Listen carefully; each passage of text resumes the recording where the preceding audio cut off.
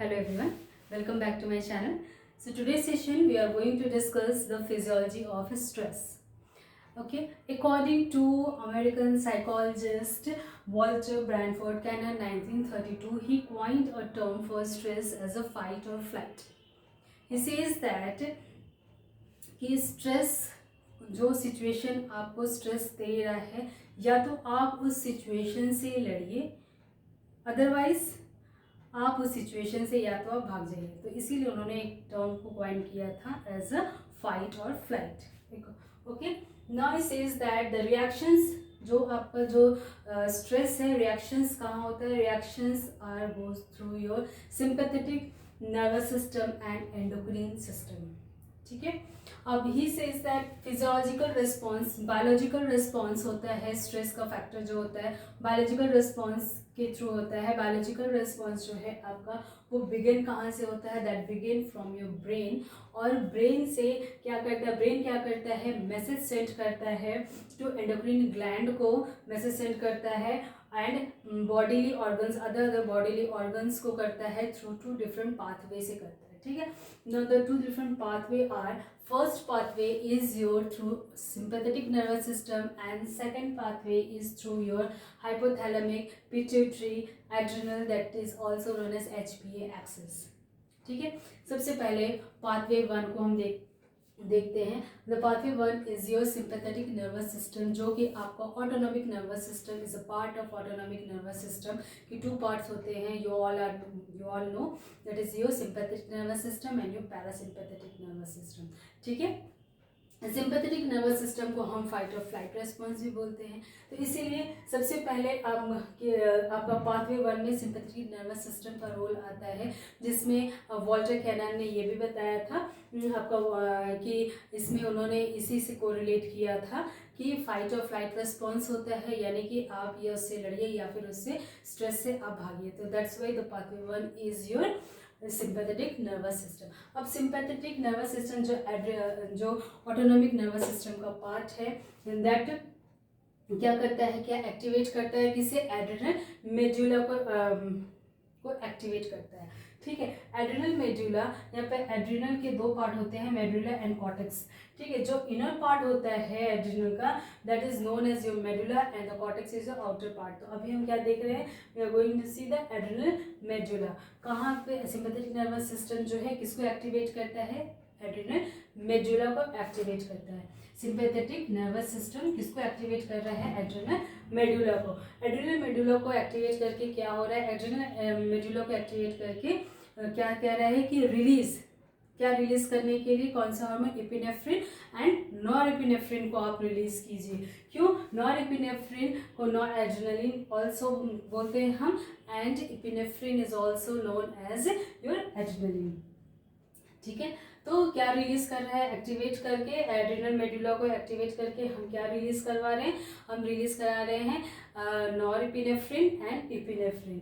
ठीक है. अगर नॉरएपिनेफ्रिन क्या है? इमरजेंसी रेस्पॉन्सेस को देख रहा है, यानी कि आपको स्ट्रेस हो रहा है तो बहुत ही इमरजेंसी रेस्पॉन्सेस आपकी बॉडी से जहाँ जहाँ पर ब्लड एनर्जी है वो फौरन इकट्ठा हुई है, क्योंकि कोई भी बॉडी के जो ऑर्गन्स थे वो रेडी तो नहीं है, लेकिन वो इमरजेंसी रेस्पॉन्स के थ्रू वो एक्टिवेट हो रहे हैं. तो इसीलिए क्या, कहाँ पर क्यों एक्टिवेट हो रहे हैं? क्योंकि हमने नॉरएपिनेफ्रिन को रिलीज किया. हमारा सिचुएशन इतना ही स्ट्रेसफुल है, उसको हैंडल करने के लिए नॉरएपिनेफ्रिन को रिलीज किया गया. एंड एपिनेफ्रिन उसका रिएक्शंस दे रहा है कि जल्दी जल्दी अब वर्क हो रहा है, जल्दी जल्दी ब्लड सर्कुलेशन बहुत जल्दी जल्दी हो रहा है, रेस्पिरेशन बहुत जल्दी जल्दी हो रहा है. तो इसका इफेक्ट क्या आ रहा है? इसका इफेक्ट आ रहा है कि आपका बीपी हाई हो रहा है, आपका पल्स रेट हाई हो रहा है, आपको डाइजेशन की प्रॉब्लम हो रही है, और मसल्स स्पाज्म आ रहा है. ठीक है. आर्थराइटिस हो रहा है. तो ये सारी चीज़ें क्या है? जब स्ट्रेस एक लेवल से बहुत ही ज़्यादा बढ़ जाता है तो फिर ये सारे प्रॉब्लम्स आने लगते हैं. ठीक है. तो यहाँ पर क्या हुआ? पाथवे 1 में सिंपैथेटिक नर्वस सिस्टम, जो कि ऑटोनॉमिक नर्वस सिस्टम का पार्ट है, यहाँ पे फाइट और फ्लाइट रिस्पॉन्स हो रहा है. तो इसमें क्या हो रहा है? इसमें एक्टिवेट सिंपैथेटिक नर्वस सिस्टम किसको एक्टिवेट कर रहा है, ये एक्टिवेट्स द एड्रेनल मेडुला को। क्यों? क्योंकि रिलीज कीजिए आप इपिनेफ्रिन एंड नॉरएपिनेफ्रिन को इमरजेंसी सिचुएशंस है उसको हैंडल करने के लिए, और उसको हैंडल करने के लिए आपको करना है। और उसके साथ साथ क्या हो रहा है, वो इतने इमरजेंसीज में हो रहा है कि आपका क्या है, आपका इपिनेफ्रिन में आपका बीपी बढ़ रहा है, आपका हार्ट रेट बढ़ रहा है, तो इसीलिए आपको जो है ये लॉन्ग टर्म रहेगी तो आपको बीपी की परेशानी हो सकती है, आपको हाइपरटेंशन हो सकता है, ठीक है, आपको डाइजेशन की प्रॉब्लम हो सकती है, आपको आर्थराइटिस हो सकता है। तो all these are the factor of your stress. अगर स्ट्रेस लॉन्ग टर्म तक रहेगा तो ये सारे फैक्टर्स होते हैं अकॉर्डिंग टू दिस पाथवे 1। और पाथवे 2 में हम देखते हैं, पाथवे 2 में क्या है, आपका hypothalamic pituitary adrenal axis pathway 2 में है।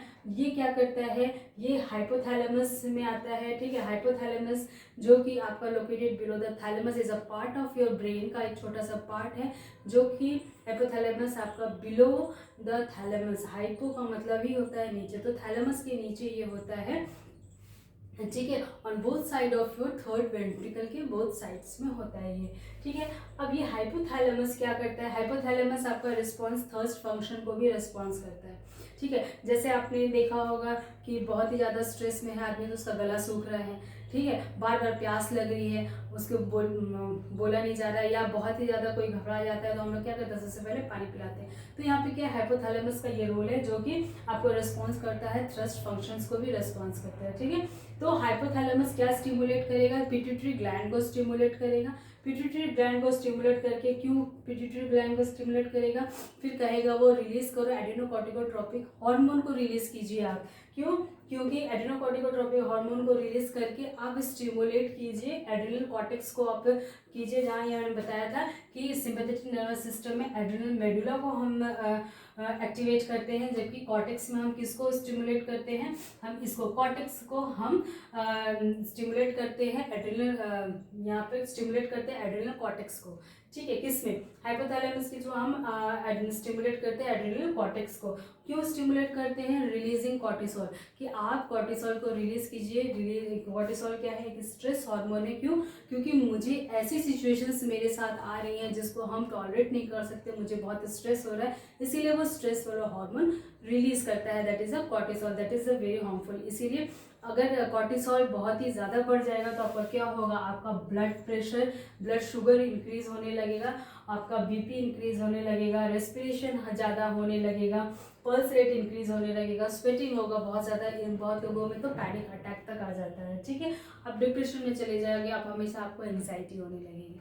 तो all this are through the your pathway 2, ठीक है। यहाँ दोनों का ही क्या है, आपका स्ट्रेस में ये सारे फैक्टर पाथवे 1 से भी होते हैं, पाथवे 2 से भी होते हैं, दोनों के फैक्टर सेम होते हैं।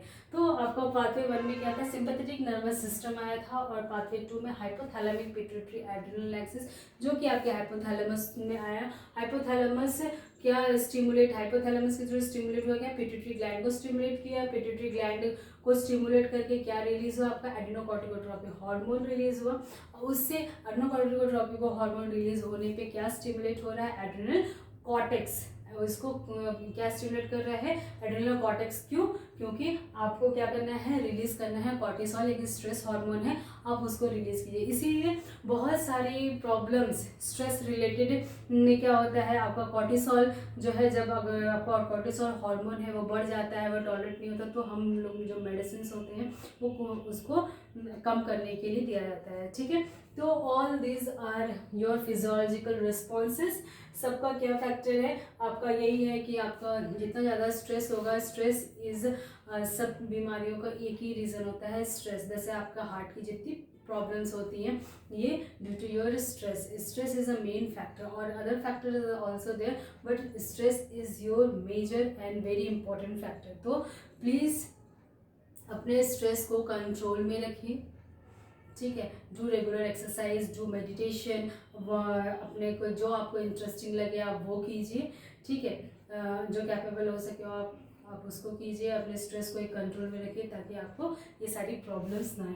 So that's all for today, that is your physiological responses, okay. That's all for today. Thank you so much. Take very good care of yourself. Okay.